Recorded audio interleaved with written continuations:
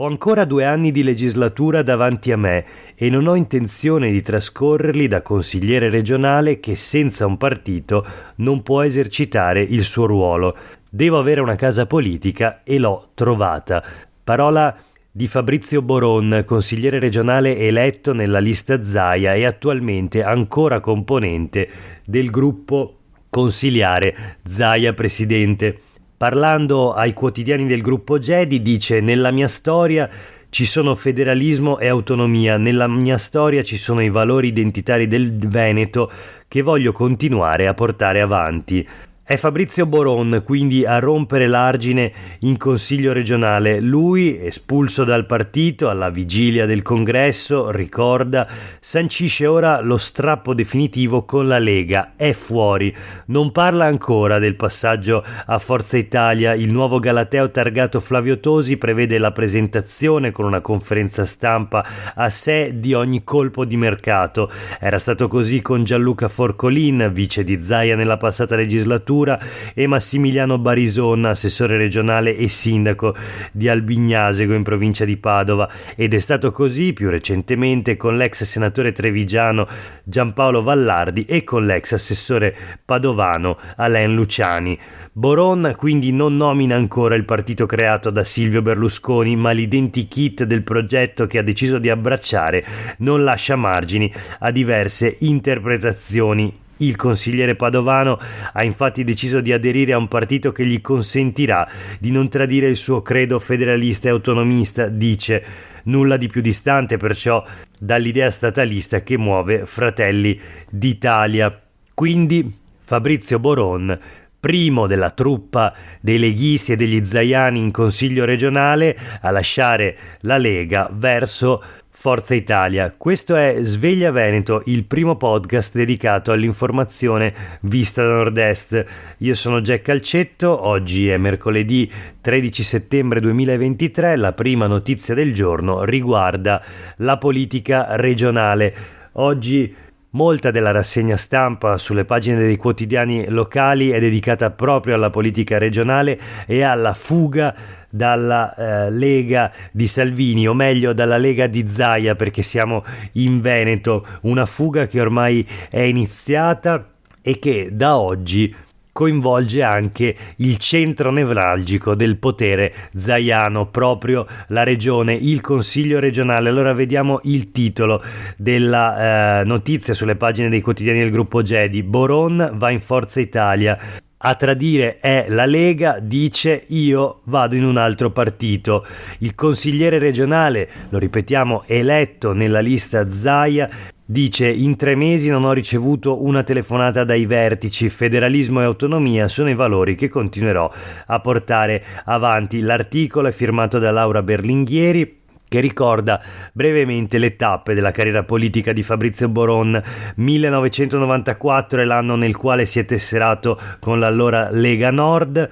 3 mesi fa il punto di arrivo, il giorno della sua espulsione dal partito prima del congresso vinto da Alberto Stefani. Espulso dal partito sì, ma attualmente ancora componente del gruppo Lista Zaia all'interno del Consiglio regionale. Oggi quindi la notizia bomba dell'abbandono, quasi certamente, anche se ancora appunto non l'ha detto esplicitamente Boron, un addio verso Forza Italia. Continua quindi la campagna acquisti di Flavio Tosi, ex sindaco di Verona, ora parlamentare e soprattutto coordinatore regionale di Forza Italia, che sta reclutando una serie di esponenti proprio del suo vecchio partito, la Lega. Una campagna acquisti che ora va a pescare anche in Consiglio regionale e forse addirittura, come abbiamo visto nei giorni scorsi, tra gli stessi componenti della giunta guidata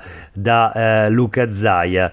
E allora vediamo ancora sulle pagine dei quotidiani del gruppo Gedi proprio le parole del presidente della giunta regionale Luca Zaia, che dice: mi fido dei miei 3 assessori, i 3 assessori naturalmente indiziati di un possibile abbandono della Lega e un probabile passaggio a quel punto a Forza Italia. Zaia dice di fidarsi e ribadisce che a Pontida ci sarà, andrà lì per la base, l'appuntamento della Lega, naturalmente nel Pratone di Pontida, che è ormai alle porte. La notizia anche sul Gazzettino, un articolo qui firmato da Alda Vanzan. Zaia dice sarò a Pontida e risponde alle domande su un possibile passaggio, in particolare dell'assessore al turismo Federico Caner, che è tra quelli che potrebbero andare in Forza Italia. Dice: Caner in Forza Italia, non capisco perché al raduno di Pontida sarò con la gente, non ci andrò per chi sarà sul palco. Qui chiaramente il riferimento è all'invito da parte di Salvini a Marine Le Pen, che sarà appunto sul palco di Pontida. Zaia, come altri leghisti, dice di sostanzialmente non gradire questo invito, lo dice come sempre nel suo modo felpato. Sul Gazzettino ancora si parla di Boron, espulso dal Carroccio, che prenderà la tessera azzurra.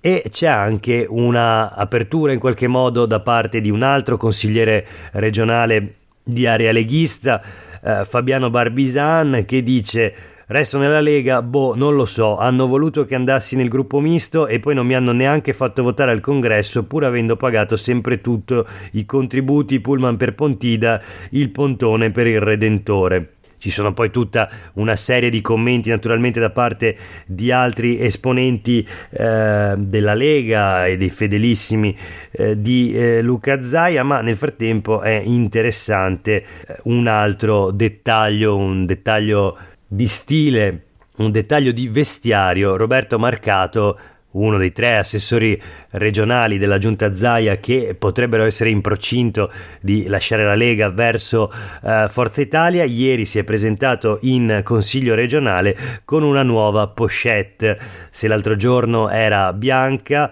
ieri era invece arancio e celeste.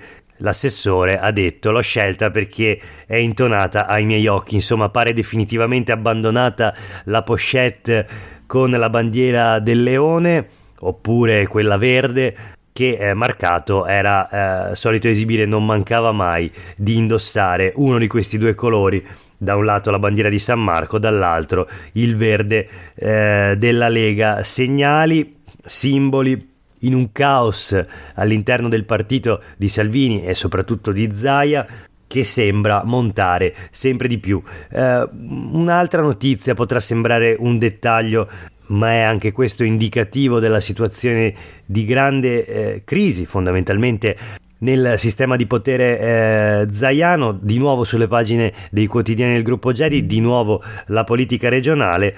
Una notizia che arriva direttamente dalla seduta del Consiglio regionale di ieri a Palazzo Ferrofini: assessori assenti in aula mentre viene discusso il loro disegno di legge. Ciambetti furioso, il presidente del Consiglio regionale, si scaglia contro l'assessore Corazzari. Addirittura il presidente Ciambetti dice assolutamente fuori luogo questo comportamento. L'opposizione in Consiglio regionale ha gioco facile ad attaccare la maggioranza e parla di un ennesimo schiaffo istituzionale all'aula. Insomma, cosa è successo? Il Consiglio regionale doveva discutere un provvedimento presentato dalla stessa giunta Zaia, ma non è stato possibile e il presidente Ciambetti ha dovuto sospendere la seduta, in quanto nessun assessore regionale era presente in aula, nessun componente della giunta era presente in aula e quindi il provvedimento non poteva essere nemmeno presentato. Proseguiamo la rassegna stampa di oggi con altre notizie che non riguardano evidentemente la politica regionale. In senso stretto parliamo anzitutto di scuola. Sul Corriere del Veneto, a pagina 2, leggiamo che il presidente della giunta regionale Luca Zaia ieri ha invocato l'autonomia sulla scuola, promettendo incentivi per gli stipendi dei professori. Zaia vorrebbe ispirarsi al modello altoatesino e spiega come funziona. Un maestro di prima nomina in Alto Adige, ad esempio, ha uno stipendio di partenza che si aggira mediamente sui 1.800 euro. A fine carriera può arrivare a 2.700. Un professore al liceo può concludere la sua carriera con uno stipendio di circa 3.000 euro. Questo grazie a un'indennità provinciale che tiene conto dell'inflazione e del costo della vita nella sede di lavoro. Grazie all'autonomia altoatesina, scrive il Corriere del Veneto, poi la provincia autonoma può tappare i buchi in organico nel giro di una settimana dall'inizio dell'anno scolastico e può decidere di aumentare il numero di ore funzionali e di modulare nuove materie, cambiando così di conseguenza la retribuzione di base che è nazionale. Questo naturalmente funziona nella provincia di Bolzano. Se il modello sia esportabile in una regione da 5 milioni di abitanti come il Veneto oppure in tutta Italia, come forse sarebbe auspicabile, è un altro paio di maniche naturalmente. Ma sul punto della regionalizzazione, quindi della scuola, dello spezzatino delle scuole regionali, c'è un no secco da parte dei saggi a Roma, scrive il Corriere del Veneto. Gli esperti che stanno supportando i lavori della commissione che a livello nazionale si occupa proprio dell'autonomia, della definizione dei LEP, dicono assolutamente no a una regionalizzazione della scuola. Il Partito Democratico attacca Zaia dicendo che vuole strumentalizzare in questo modo il disagio. Quale disagio? È molto semplice. Lo troviamo nei numeri pubblicati sempre dal Corriere del Veneto. 6.000 bambini è il numero di studenti che mancherà all'appello quando oggi suonerà la campana di scuola. È un effetto tangibile chiaramente dell'inverno demografico. Ieri abbiamo visto che anche nei centri cittadini ora si comincia a parlare di pluriclassi, quindi classi all'interno dei quali sono presenti diversi annualità, cioè studenti di età diverse e iscritti ad anni scolastici diversi. Sono 10.000 le cattedre scoperte in Veneto alla vigilia dell'inizio delle lezioni.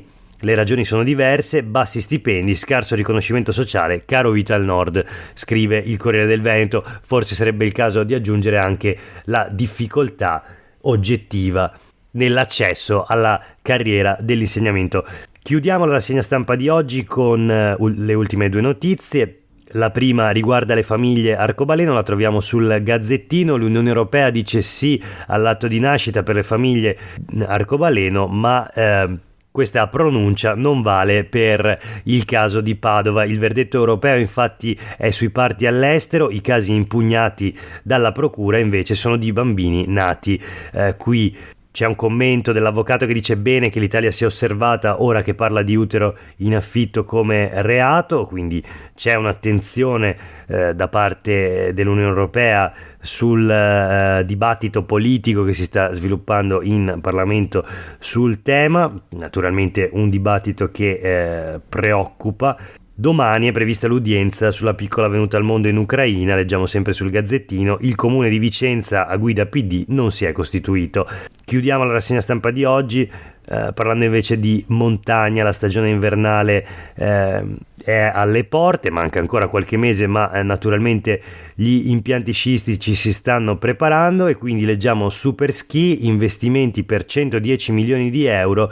In pole position l'innevamento programmato, questo il titolo sui quotidiani del gruppo Gedi. La novità sarà la rinnovata seggiovia quadriposto della Val di Zoldo da Cortina a Falcade, priorità alla neve artificiale. Poi leggiamo ancora cavi di fibra ottica lungo la volata per la diretta TV della Coppa del Mondo, insomma una serie di investimenti ai quali però fa da controcanto un aumento dei prezzi. Giornalieri e ski pass aumentano dell'8%, tante agevolazioni per giovani e famiglie. Sul sito internet è disponibile il nuovo calcolatore dei prezzi che si ispira a quelli delle compagnie aeree, sconto del 5% per chi acquista lo ski pass online 2 giorni prima. Questo per quanto riguarda la stagione invernale che si avvicina.